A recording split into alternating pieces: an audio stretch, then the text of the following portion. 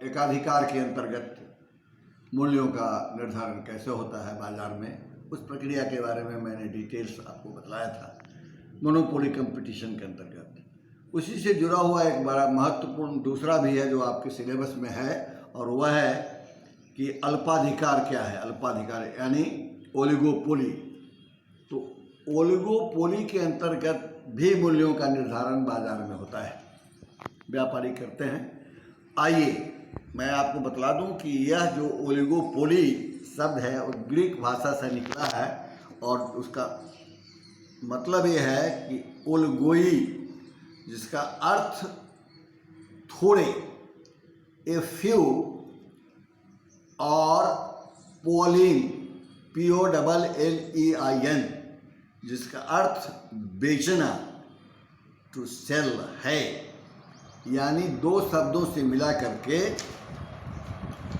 यह शब्द बना है ओलिगोपोली। इस प्रकार अल्पाधिकार का मतलब होता है कि थोड़े से विक्रेताओं में प्रतियोगिता। अल्पाधिकार यानी ओलिगोपोली उस समय उत्पन्न होता है जबकि थोड़े से विक्रेता होते हैं। अल्पाधिकार अथवा थोड़े से विक्रेताओं के बीच प्रतियोगिता तब होती है जब उद्योग के समरूप वस्तु का उत्पादन करने वाली अथवा उसके समीप स्थानापन्न वस्तुओं का उत्पादन करने वाली फर्मों की संख्या अल्प होती है, कम होती है। अतः अल्पाधिकार बाजार की वह स्थिति है जिसमें दो से अधिक विक्रेताओं का अस्तित्व पाया जाता है, परंतु उनकी संख्या उतनी बड़ी नहीं होती जितनी पूर्ण प्रतियोगिता के अंतर्गत होती है। यदि एक वस्तु के क्रेताओं की संख्या 2 से 10 तक हो तो इस स्थिति को अल्पाधिकार कहा जाता है। अल्पाधिकार को कई बार प्रतियोगिता यानी कंपटीशन अमॉन्ग द फ्यू भी कहा जाता है, और मेयर्स जैसे अर्थशास्त्री ने इसको स्पष्ट करते हुए लिखा है कि अल्पाधिकार बाजार की उस अवस्था को कहते हैं जहां विक्रेताओं की संख्या इतनी कम होती है कि प्रत्येक विक्रेता की पूर्ति का बाजार की कीमत पर प्रभाव पड़ता है तथा प्रत्येक विक्रेता इस बात को जानता नहीं है। अब आइए श्रीमती जॉन रॉबिन्सन, जिसको बहुत प्रसिद्ध अर्थशास्त्री हुई, और उन्होंने क्या लिखा कि यह एक अधिकार और प्रतियोगिता की मध्यवर्ती स्थिति है जिसमें विक्रेताओं की संख्या एक से अधिक होती है, लेकिन इतनी बड़ी नहीं कि बाजार कीमत पर किसी एक के प्रभाव को नगण्य बना दे। ये है अल्पाधिकार। अब आइए अल्पाधिकार के क्रम में एक बात और आपको देखना पड़ेगा कि इसकी क्या विशेषताएं हैं, तो मैंने आपसे कहा कि इसकी विशेषताओं का जब मूल्यांकन हम और आप करते हैं, वर्ग करता है, तो आप जानिए कि इसकी पहली विशेषता है कि विक्रेताओं की अल्प संख्या है। थोड़े विक्रेता होने के कारण प्रत्येक विक्रेता की पूर्ति के एक बड़े भाग पर नियंत्रण रहता है और यह बाजार में वस्तु की कीमत को प्रभावित करता है। सरल शब्दों में अल्पाधिकार ओलिगोपोली के विक्रेताओं में स्पष्ट रूप से पारस्परिक निर्भरता होती है। दूसरा है कि दूसरी इसकी विशेषता है, और वह यह है कि मांग वक्र की अनिश्चितता इसमें बनी रहती है। अल्पाधिकार में फर्मों में बड़े पैमाने पर परावलंबन होने के कारण कोई भी फर्म अपनी कीमत एवं उत्पादन नीति के संभावित परिणामों का निश्चितता से पूर्वालोकन नहीं कर सकता, पहले नहीं बतला सकता है वह। उदाहरण के लिए कोई भी फर्म यह अनुमान नहीं लगा सकती कि एक निश्चित प्रतिशत के बराबर कीमत में कटौती करने पर उसकी बिक्री में कितनी वृद्धि हो जाएगी। यह अनुमान उसके पास नहीं होता। यही कारण है कि अल्पाधिकार के अंतर्गत फर्म का मांग अथवा आगम वक्र निश्चित होता है। मांग वक्र कीमतों के विभिन्न स्तरों पर उस पर बेची जाने वाली वस्तु की विभिन्न मात्राओं को व्यक्त करता है। चूंकि अल्पाधिकार में ओलिगोपोली में किसी विशेष कीमत पर बेचे जाने वाली वस्तु की मात्रा स्वयं ही अनिश्चित रहती है, इसलिए मांग वक्र भी अनिश्चित होता है। अतः अल्पाधिकार के अंतर्गत फर्म एक ही निश्चित मांग वक्र नहीं होता, बल्कि ऐसे कई वक्र होते हैं जो एक संभावना पॉसिबिलिटी पर आधारित होता है। ये है इसकी विशेषताओं में। अब आइए, इस प्रकार अल्पाधिकार के अंतर्गत यानी ओलिगोपोली के अंतर्गत सहयोग, मार्क कीजिएगा, सहयोग एवं संघर्ष की दो विपरीत प्रवृत्तियां कार्यशील रहती है, वर्किंग रहती है, जो एकांतरण ऑल्टरनेट करती रहती है, जिससे अनिश्चितता का वातावरण और भी अधिक बढ़ जाता है। इसलिए अल्पाधिकारों में फर्मों की एकरूपता नहीं होती। फर्में एक दूसरे के से आकार में विभिन्न होती है। कई बहुत बड़ी और अन्य छोटे आकार की होती है, जो विभिन्न वस्तुएं बनाती हैं। ऐसी स्थिति में ससंगति कहलाती है। यह अमेरिकन अर्थव्यवस्था में आप देखेंगे कि बहुत कॉमन है। अब देखिए, आपको एक चीज़ और आगे हम बताएं, और वह क्या है कि अल्पाधिकार में मूल्यों के निर्धारण में कुछ वर्गीकरण भी होते हैं, जिसको कि हम और आप क्लासिफिकेशन के नाम से जानेंगे। तो क्या है, जब कोई पूछेगा तो कि let we know the different classification of oligopoly market, तो आपको बताना पड़ेगा कि नंबर 1 सर, शुद्ध तथा विभेदित अल्पाधिकार, डिफ्रेंशिएटेड ओलिगोपोली कहा जाता है। यह वर्गीकरण उत्पादित वस्तुओं के गुणधर्म के आधार पर किया गया है। जब उद्योग की सभी फर्में द्वारा समान वस्तु का उत्पादन किया जाता है, तो उसे शुद्ध अल्पाधिकार, प्योर ओलिगोपोली कहते हैं। यदि प्रत्येक फर्म द्वारा उत्पादित वस्तु एक दूसरे से भिन्न होती है, तो उससे विभेदित अल्पाधिकार यानी डिफ्रेंशिएटेड ओलिगोपोली कहते हैं। नेक्स्ट पॉइंट है कि बंद अल्पाधिकार। वो क्या है? यह एक ऐसी अवस्था है जहां उद्योग पर कुछ फर्मों का नियंत्रण होता है और नए प्रतिद्वंदियों का प्रवेश वर्जित होता है।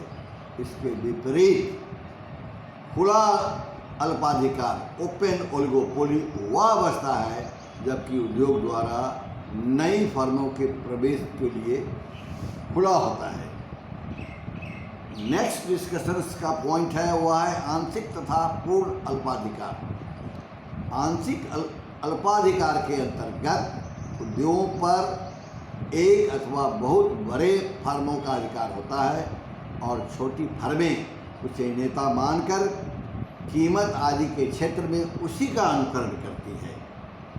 जबकि पूर्ण अल्पाधिकार में इस प्रकार की परिस्थिति नहीं होती है, अर्थात जब प्रत्येक फर्म स्वतंत्र रूप से कीमत एवं उत्पादन संबंधी निर्णय लेती है और वह किसी अन्य फर्म पर आश्रित नहीं रहती है, तो अल्पाधिकार पूर्ण कहा जाता है। और अंत में जब उद्योगों का फर्मों के बीच कीमत, उत्पादन तथा बाजार विभाजन संबंधी समझौता हो जाता है और प्रत्येक फर्म उसी के अनुसार काम करने लगता है तो उसे संधि युक्त अल्पाधिकार कहा जाता है, यानी सब में समन्वय हो जाता है सब मिलके, और प्रत्येक फर्म उसी के अनुसार काम करने लगता है तो उसे इसका लाभ मिलता है। ठीक इसके विपरीत जब फर्मों के बीच इस प्रकार का तालमेल नहीं बैठता है, यानी समझौता नहीं होता है, उसका अभाव होता है, तो उसे संधि विहीन अल्पाधिकार कहते हैं। तो इसलिए अल्पाधिकार के अंतर्गत भी बहुत सारी प्रक्रियाएं हैं, इनके सारे वर्गीकरण हैं, और जिसके आधार पर वह उत्पादन करता है और उत्पादित वस्तुओं को बाजार में बेचने का काम करता है, आपकी वसूलने का काम करता है। अब देखिए एक चीज़ और समझिए आप कि next item for our discussion है वो यह है कि विभेदीकृत अल्पाधिकार के अंतर्गत कीमत उत्पादन विश्लेषण क्या होगा, यानी price output analysis under differentiated oligopoly क्या होगा, इसको समझिए। ये थोड़ा डिफिकल्ट है, लेकिन डिफिकल्ट बहुत नहीं है, आप समझिए इसको, और जहाँ दिक्कत होगी तो फिर तो हम हैं।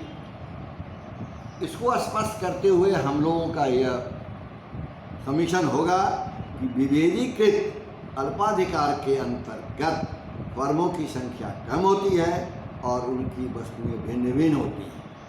अल्पाधिकार के अधीन वास्तविक कीमत निर्धारण करने हेतु फर्मों द्वारा विभिन्न रीतियाँ बनाई जाती है और अपनाई जाती है। ऐसी कुछ रीतियों की विवेचना हम आपको बताते हैं कि वो क्या है। जैसे स्वतंत्र कीमत निर्धारण, नंबर 1 है इंडिपेंडेंट प्राइसिंग, और दूसरा है गुटबंदी जिसको कहते हैं, तो अन्यथा नहीं लेंगे, गुटबंदी यहाँ बेटर अर्थ में इस्तेमाल किया गया है। गुटबंदी का मतलब है तो कॉलुजन, COLLUSION के अंतर्गत कीमत का निर्धारण, और तीसरा है कीमत नेतृत्व के अंतर्गत कीमत निर्धारण। ये बात आपको समझना होगा। अब देखिए स्वतंत्र कीमत निर्धारण क्या है का उसका अर्थ होता है कि इस अल्पाधिकार उद्योग के अंतर्गत प्रत्येक फर्म अपनी कीमत तथा उत्पादन मात्रा संबंधी नीति दूसरे से स्वतंत्र रूप से निर्धारित करती है। यहाँ पर भी कई स्थितियों की कल्पना की जा सकती है। अल्पाधिकारी फर्मों द्वारा उत्पादित वस्तुओं में किसी प्रकार का अंतर नहीं है और सब फर्मों के मध्य बाजार विभाजन बराबर है, तो स्वतंत्र कीमत निर्धारण के फलस्वरूप विभिन्न फर्मों में एक समान कीमत रखने की प्रवृत्ति पाई जाती है। अतः जब भी कभी अनिश्चितता का वातावरण उत्पन्न होता है और अल्पाधिकार में कीमत तथा उत्पादन का निर्धारण कठिन हो जाता है, ऐसी परिस्थिति में कुछ संभावनाएं बनती हो सकती हैं। जैसे प्रतिद्वंदी विक्रेताओं में से निरंतर युद्ध होने के कारण कीमत में अधिक से अधिक अस्थिरता आ जा सकती है। दूसरा इसका मतलब यह निकलता है कि कीमत किसी अनिश्चित स्तर पर स्थिर हो सकती है। और थर्ड जो इसका कन्फ्यूजन है और डिफेक्ट है वो यह है कि किसी प्रकार से कीमत का कोई संतोषजनक स्तर स्थापित हो सकता है और फिर अल्पाधिकारी उस स्तर को कठोरता से बनाए रख सकते हैं।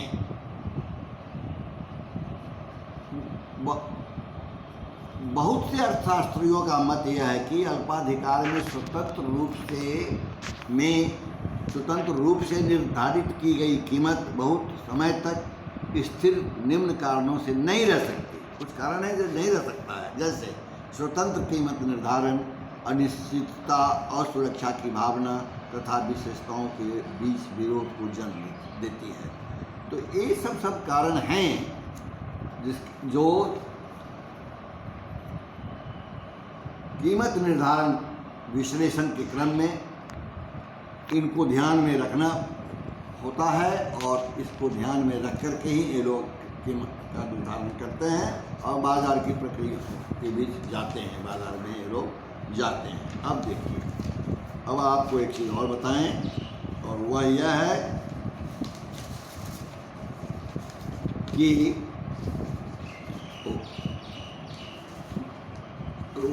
है कि अल्पाधिकार के अंतर्गत आप देखिए कि demand curve and equilibrium of the oligopolist कैसे होता है। ये सब, हालांकि ये सब डायग्राम का चीज़ है, फिर भी आप समझने की कोशिश करें कि अल्पाधिकार के अंतर्गत लागत परिवर्तन तथा कीमत का क्या असर होता है। तो होता क्या है कि यदि फर्म की उत्पादन लागत में वृद्धि या कमी हो जाती है, परंतु इस वृद्धि या कमी के बाद भी सीमांत लागत वक्र सीमांत आय के विच्छिन्न या अंतराल भाग से होकर गुजरती है, तो कीमत स्थिर रहती है, क्योंकि इस परिवर्तन के बावजूद भी फर्म उसी कीमत पर संतुलन की स्थिति में बनी रहती है। और दूसरा है कि ये भी देखिए कि अल्पाधिकार के अंतर्गत मांग में परिवर्तन का प्रभाव कीमत पर क्या पड़ता है, कीमत की स्थिरता पर क्या पड़ता है, वह भी आप समझने का प्रयास करें। जैसे मांग में वृद्धि पर अल्पाधिकारी कीमत की स्थिरता को समझने के लिए हमको यह देखना पड़ेगा कि मांग वृद्धि होने से कीमत में वृद्धि होने की संभावना बहुत कम रहती है। याद रखिएगा कि मांग में वृद्धि होने से कीमत में वृद्धि होने की संभावना कम रहती है। कारण इसका यह है कि कीमत में वृद्धि करते समय अल्पाधिकारी बहुत संकोच करता है, क्योंकि उसे इस बात का भय रहता है कि उसके प्रतिद्वंदी वैसा न करेंगे और उसके ग्राहक प्रतिद्वंदियों के पास चले जाएंगे जिनकी कीमतें इस फर्म की अपेक्षा कम हैं। ऐसी स्थिति में मांग में वृद्धि भी अल्पाधिकारी की कीमत बढ़ाने के लिए प्रेरणा न दे सकेगी। तो इतना तो मैंने आपको बतला दिया। अब थोड़ा बच गया, तो ऐसे मूलतः तो मैंने आपको बता दिया कि क्या करना है।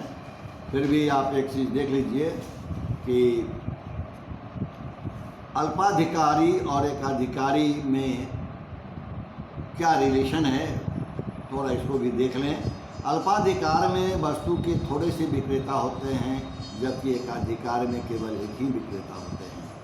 अल्पाधिकार में वस्तु समरूप हो सकती है और वस्तु विभेद भी पाया जा सकता है, परंतु एकाधिकार में एक विक्रेता के साथ एक ही वस्तु पर विचार किया जा सकता है। तो ये सब सारी बातें हैं और इसकी तुलना की जा सकती है ध्यान में रख करके। फिर भी आपको मैंने बतला दिया कि एकाधिकार अल्पाधिकार के अंतर्गत मूल्यों का निर्धारण कैसे होता है। यहाँ भी मांग और पूर्ति की क्रियाओं को देखा जाता है और उसी के आधार पर बाजार का निर्धारण, बाजार की परिस्थितियों का भी ध्यान रखा जाता है, क्रेता विक्रेता का भी ध्यान रखा जाता है। बहुत बहुत धन्यवाद। इसको मैंने आज ख़त्म कर दिया। आप नेक्स्ट डे फिर दूसरा कोई थैंक यू।